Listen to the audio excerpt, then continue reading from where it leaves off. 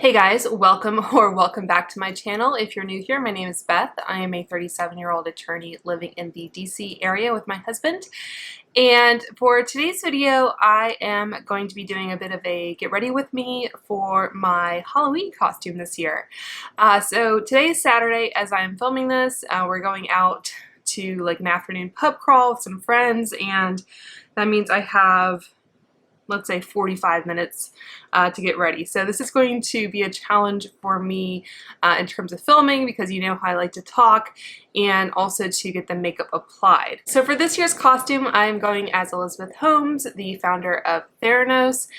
And again, I have to remind myself not to be too talky here. I started to apply my base before I got on camera in an effort to kind of speed up the whole process, but I kind of started to make some different decisions, so I thought I would turn on the camera and kind of document those for you. So we'll talk about hair and clothing and everything in a minute. So after my skincare and my sunscreen, I just went in with the Tarte Quench Primer, just a little bit of added moisture. And I went in with my Charlotte Tilbury corrector, which is kind of my go-to. And then I also applied one of my favorite foundations, which is the Makeup Forever Reboot. However, I don't think... This is the thing, right? I think I might go in with some of this Hourglass Ambient, both to kind of beef up the coverage, and because I think the Makeup Forever Reboot is a little bit too natural for kind of what I want, and I guess it's a little bit too good of a skin tone match for me, which is why I like it. I did do a review of this Hourglass foundation, but I mean, it is Halloween, right? So if you can't go out with more makeup than normal, what's the point? But also, Elizabeth Holmes was kind of known for having bad makeup. She had kind of a distinctive makeup style, but like, for example, you know, it was common that her foundation didn't match, and everything was kind of messy, a little smudged, a little lived in. So I kind of looked up both reference photos from interviews and things that Elizabeth Holmes had done.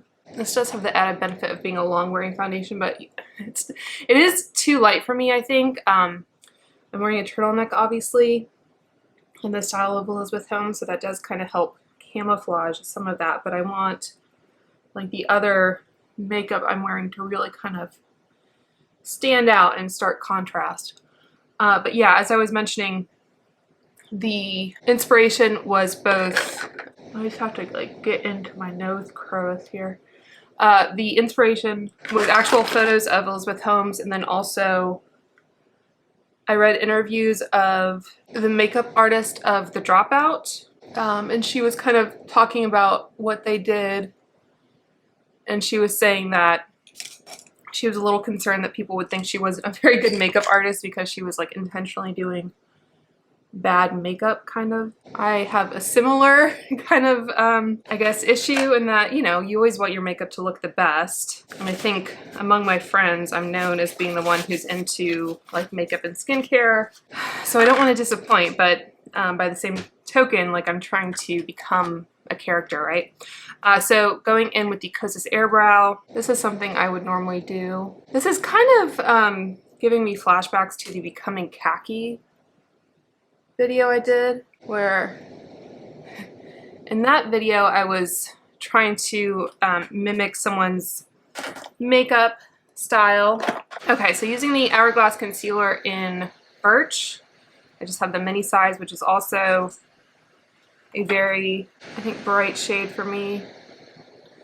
Almost a little too yellow, but I think what maybe I was trying to say is that if you aren't, you know, the most confident with makeup, you know, people are going to be wearing all kinds of makeup, especially just kind of the dollar store or Walmart makeup, like the specifically Halloween kind. A lot of those just cream packets. So yeah, so just have fun with it. And like I said, like, her makeup was intentionally, well, I don't think she intended it to be horrible, but it was. So by going with bad makeup, you're actually being more authentic. So normally I would do like contour and bronzer.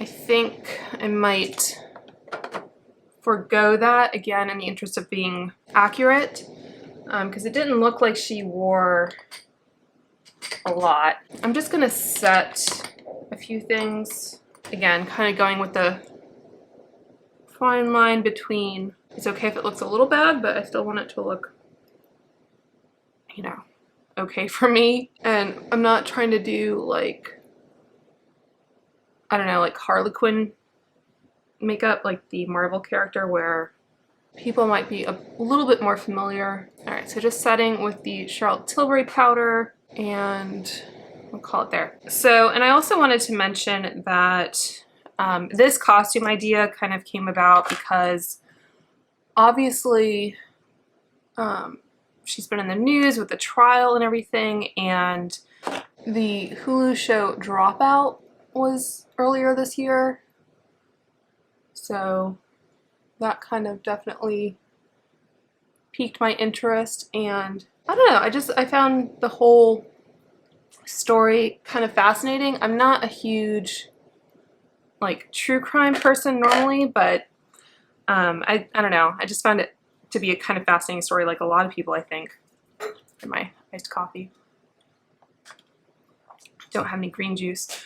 Yeah, so there was that, and I also mentioned I did a like video surrounding like famous red lips in TV and Hollywood around that same time, so around Oscar season.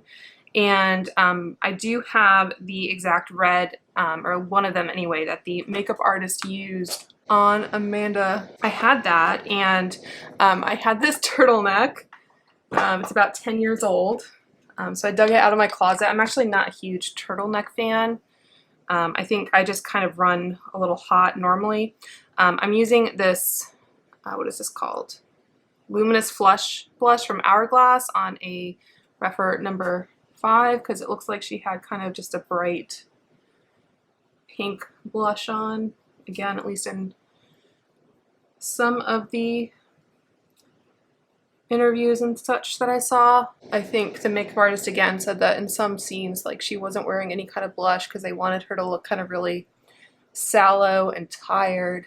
Yeah, so I was only, I guess, informed of this pub crawl like a week ago, and I'm not saying there's anything wrong with going out and buying a costume, but I do like to kind of, I don't know, repurpose what I have. I'm just going to throw some lip oil on while I'm doing the eyes. So yeah, so I like to repurpose what I have. Obviously it's less wasteful.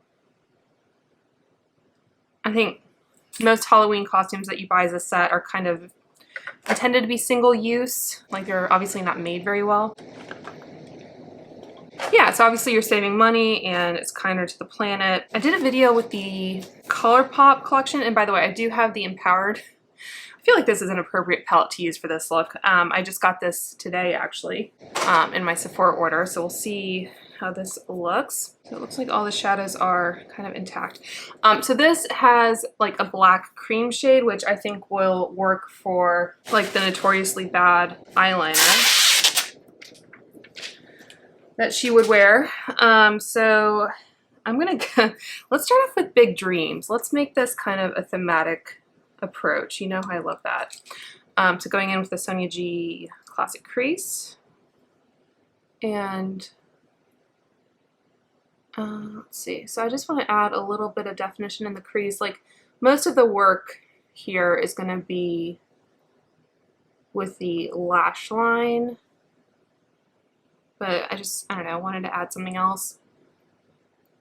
So I think I was saying with that Halloween video, you know, I talked about some different costumes that I had over the years, and like with that one to be Tinkerbell, I just, same shade here. I like to go in just a little bit, and we'll put black eyeliner underneath here as well, but I just want to add a little bit of shadow, I think. To be Tinkerbell, I just wore like a green V-neck. I put my hair up in a bun, put lots of glitter and lashes on, and I was good to go. All right, what other shades do we feel like we need to use? It looked like, I might have to reach into another one. This Bold Moves color, I think as beautiful as it is, I think it's a little bit too chunky. So I wasn't expecting that necessarily, so I was kind of thinking of some other palettes I might reach for. We'll come back to the Huda Beauty for that black. There's also a black in, obviously, the My Dream palette from Natasha Denona. Again, I'm not sure if this one is quite what I want. Yeah, so if I need a black powder, I might reach for that. And then finally going to the Natasha Glam, like so. And I think it looked like she had kind of a more icy highlight on her brow bone. I think this inner corner shade might be the winner.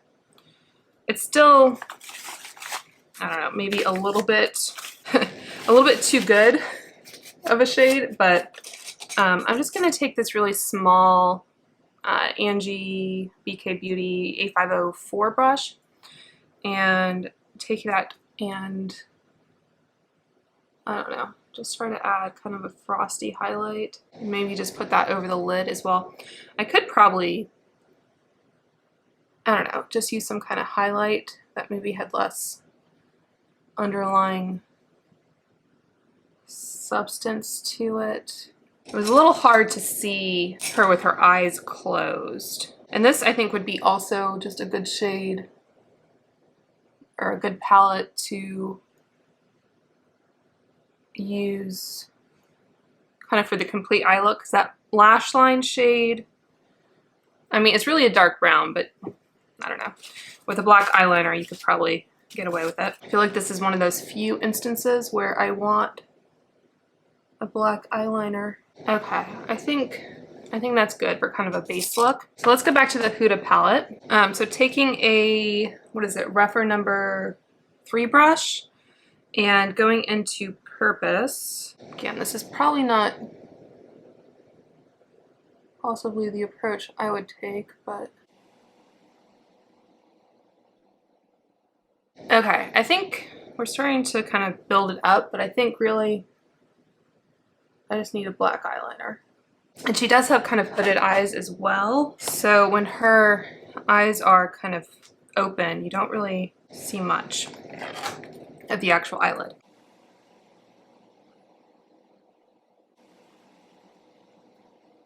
I'm also just kind of flicking it up a little bit as well.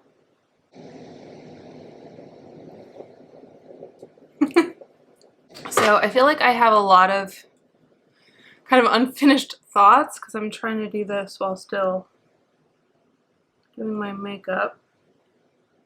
I did kind of look at her nails, and apparently she would wear a French manicure, which I didn't do. And I feel like having a sheer color like this is basically a French manicure, and I used the Essie Gel shade in, what is this?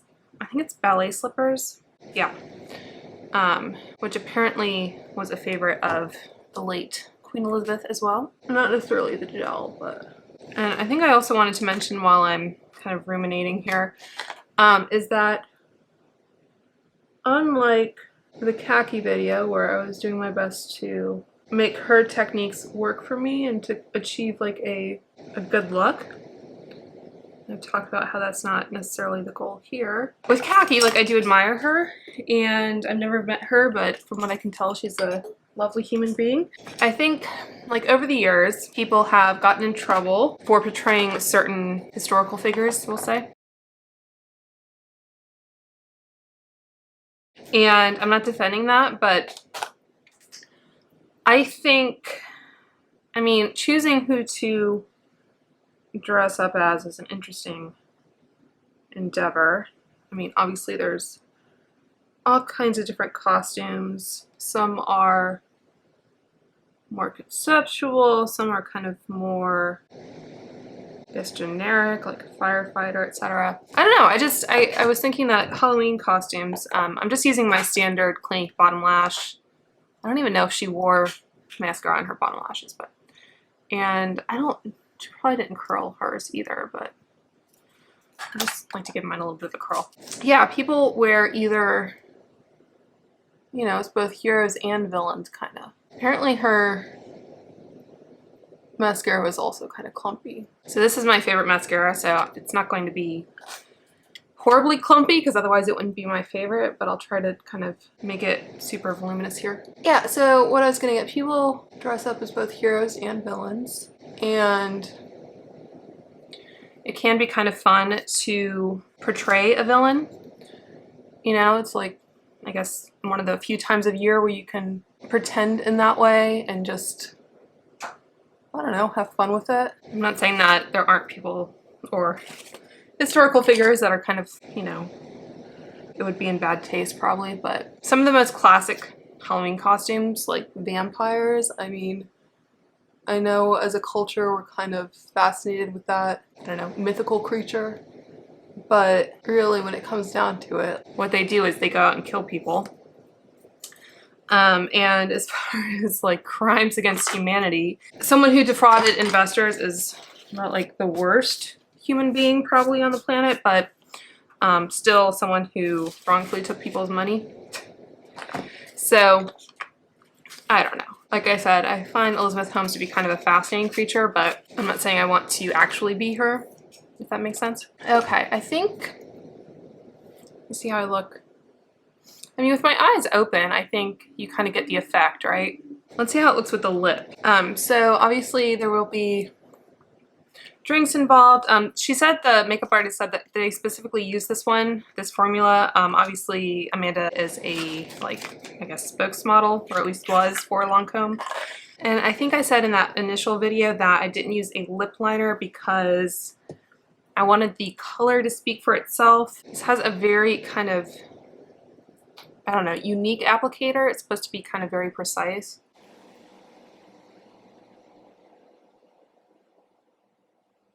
Still don't love how, I don't know, liquid lipsticks apply without a liner, but.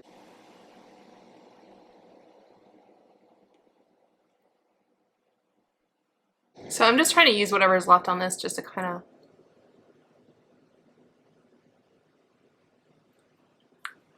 like perfect the coverage.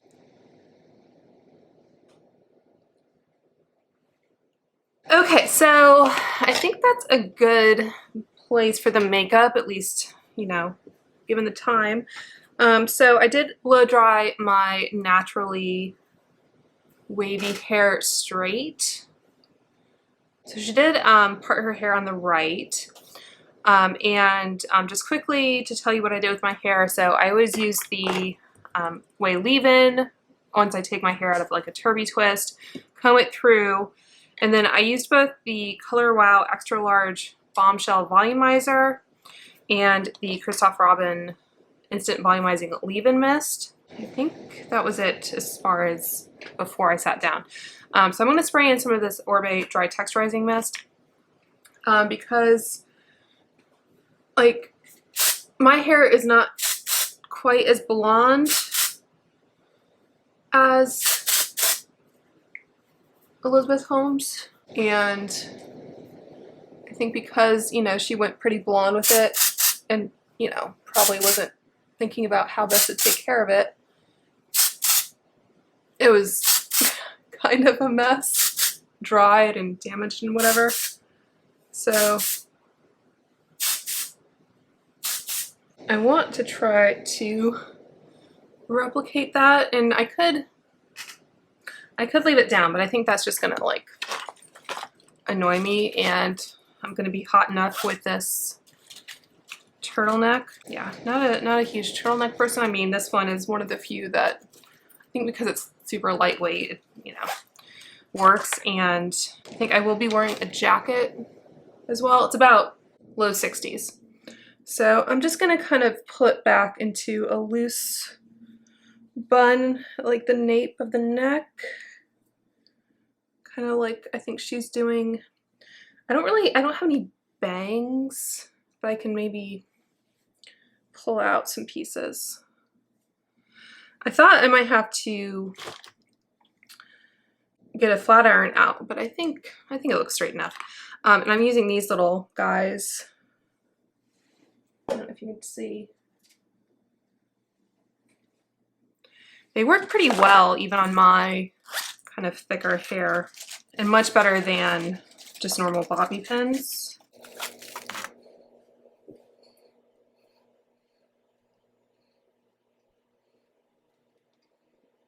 I think that feels pretty secure. I'll probably go into the bathroom and take a look at it, but yeah, so I think that is the finished look. There's just one other little prop that I wanted to share with you. If I can find where it escaped to. So of course I have to have this thumbnail picture. And just to tell you how I made this, so I did go on Amazon to find like small test tube vials, and I realized that, you know, I had all these like extra COVID tests lying around, so I used one of the testing tubes for that purpose, and the actual liquid inside is just like some corn syrup and water and some food coloring. So that is my little vial of blood for the evening, and, you know, a villain that is kind of centered around blood as well as I think appropriate for the season. Okay, so I need to go run to this pub crawl, but I hope you guys enjoyed this video, found it interesting, maybe it gave you some ideas for what you could do as a last minute Halloween costume. I hope if you do go out and celebrate this Halloween that you all stay safe and healthy, and I will talk to you soon. Bye. Dry ice, that will get you sick. I'll be back with it. Okay. So don't drink it until the ice is gone. I know, I was like, is that Trey? So are they gonna give you a warning? Here's Coke. I'm not careful. I'm not careful. Cheers, guys.